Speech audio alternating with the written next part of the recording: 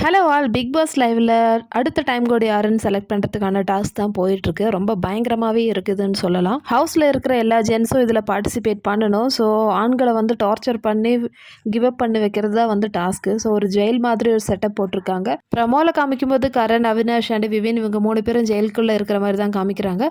So இவங்களோட things எல்லாம் வந்து உடைக்கிறாங்க. அதே மாதிரி அவங்க மேலே வந்து டொமேட்டோ சாஸ் ஊற்றுறாங்க. அவினாஷோட ஒயிட் ஷூவில் வந்து சாஸ் ஊற்றுறாங்க. சாத் என்ன பண்ணுறாங்கன்னு பார்த்தீங்கன்னா விவினோட காஃபி மேக்கர் எடுத்துகிட்டு நான் உடைக்க போகிறேன், கிவ் அப் பண்ணுன்னு சொல்லிட்டு இருக்காங்க. கரணுக்கும் அவினாஷ்க்கும் வந்து வேக்சிங் ஸ்ட்ராப் வச்சு அப்படியே ஃபாஸ்ட்டாக இழுக்கிறாங்க.